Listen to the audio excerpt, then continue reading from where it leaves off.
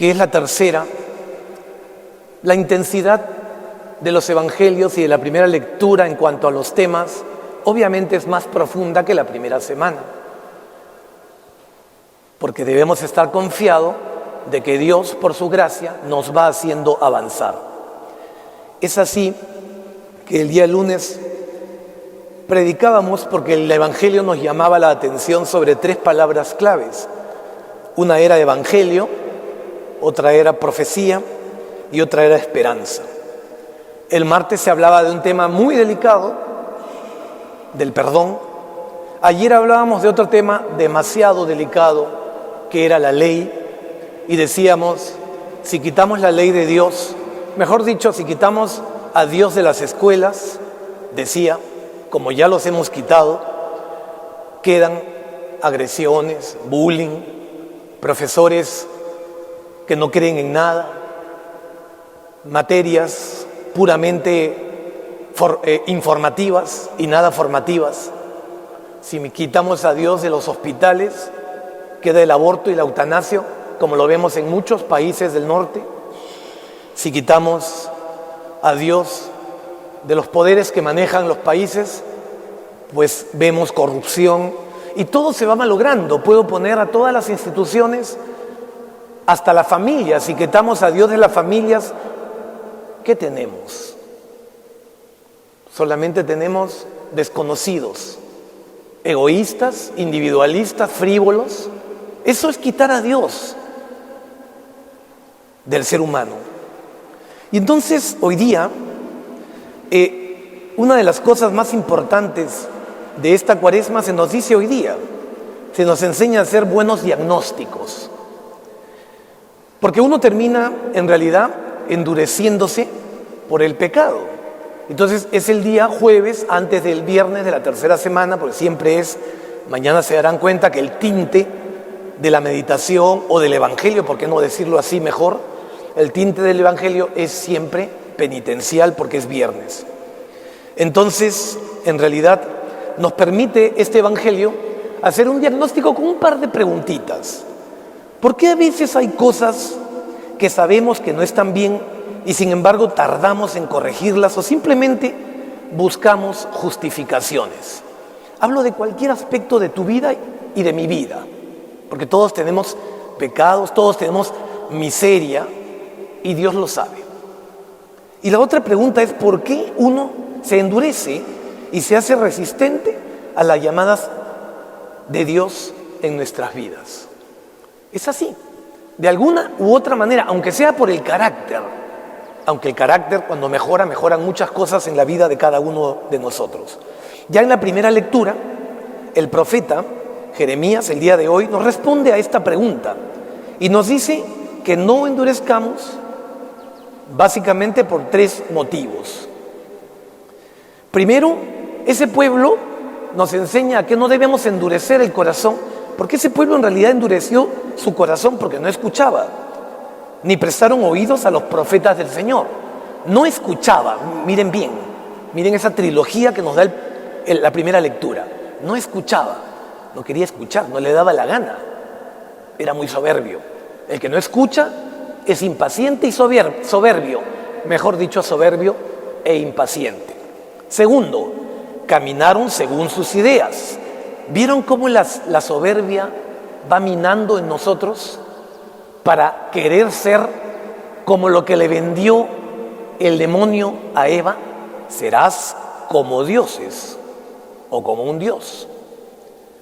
Caminaron según sus ideas. Y la tercera también es fundamental. No había sinceridad en su boca. Aprendieron a mentir. Esos 3 elementos de la primera lectura, recomiendo vivamente que se lea nuevamente el libro de Jeremías, capítulo 7 entero. Y ahí van a encontrar claramente los 3 elementos. No escuchaban, querían caminar por su cuerda sola, aparte, y tercero, no había sinceridad. ¿Nos ocurre esto a nosotros? El Evangelio de Lucas lo responde muy claramente. En el Evangelio se narra que a Jesús lo acusaban de expulsar demonios con el poder de los jefes de los demonios. ¿Cuál era el contexto de esta acusación? Que Jesús estaba entre la gente, hacía el bien, predicaba, la gente lo escuchaba y decía que hablaba con autoridad. O sea, justo todo lo contrario de lo que cuenta Jeremías. Escuchaba en la oración a Dios Padre, caminaba según los designios de su Padre y siempre hablaba con la verdad. Ahí ya tenemos una tarea: escuchar, caminar y hablar con la verdad. Esa es la tarea de hoy. Esa es la tarea que la liturgia nos presenta hoy. ¿De qué acusan a Jesús? Pues este grupo de gente que no lo quería, buscaba siempre interpretar sus palabras y sus actitudes de modo contrario. ¿Por qué? Porque había envidia, porque había rigidez doctrinal, porque tenían miedo que vinieran los romanos y los arrasaran. Había una combinación de cosas. La última, el miedo, no es, digamos, la menor. Y la otra, el fanatismo doctrinal, hace muchísimo daño. No hay que ser fanáticos. Hay que hacerle caso a la Sagrada Escritura.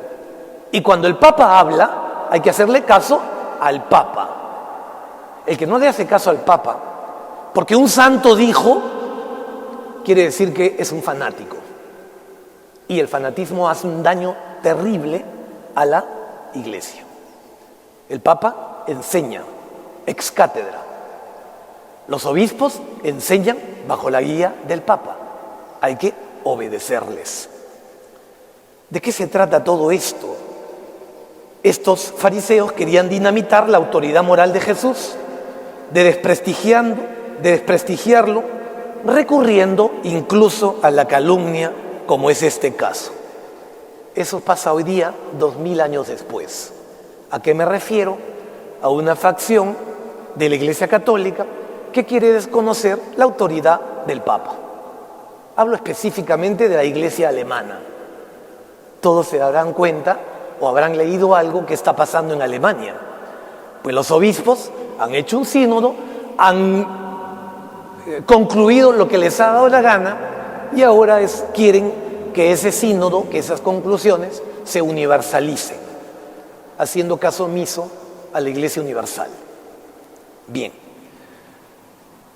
Hoy en día, definitivamente, esto pasa también en cada uno de los individuos de nosotros. Caminamos con fe, forman ustedes a sus hijos con fe, con tanto esmero. Resulta que con un botón en internet encuentras 200.000 páginas que te dicen que Dios no existe, que te dicen que la iglesia es un tal por cual y que empiezan a juzgar por doquier. ¿Cuál es la solución de todo ello? Porque claro, la enfermedad, si me quedo en la enfermedad, pues nos deprimimos todos y nos ponemos a llorar.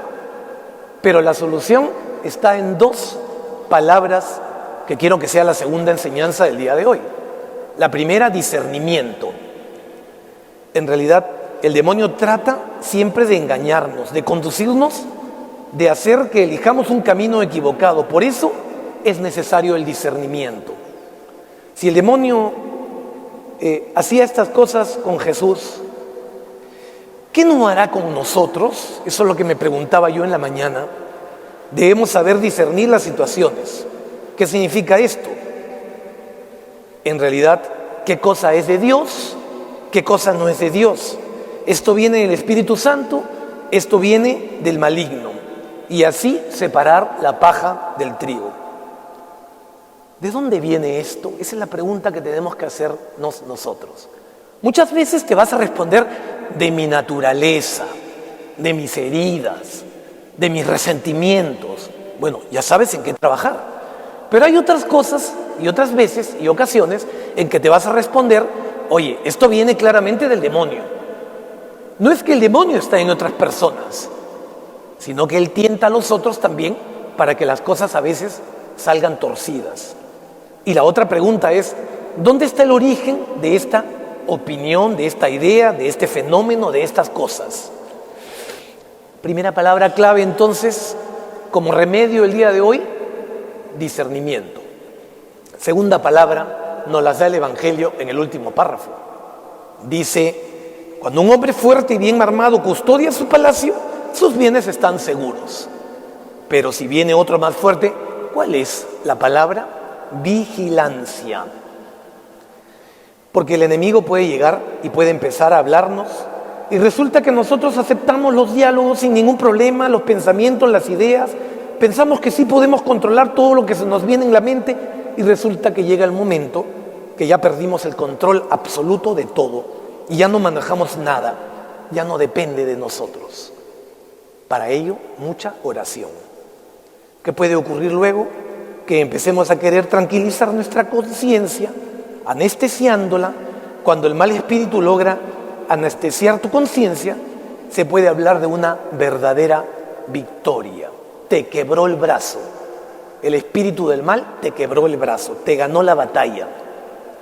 Por eso es que la Iglesia, para evitar esa mundanidad, nos aconseja siempre el ejercicio del examen de conciencia diario.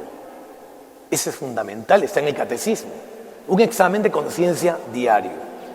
¿Qué pasó hoy en mi corazón? ¿Cómo me digo yo actualmente? ¿Cómo debo evitar? Debo ser radical. Debo ir radical, a la raíz del problema. Pidámosle entonces al Señor esa doble gracia al día de hoy, del discernimiento y de la vigilancia, para no dejar entrar al que nos engaña, nos seduce y nos fascina. Que así sea. De pie, por favor.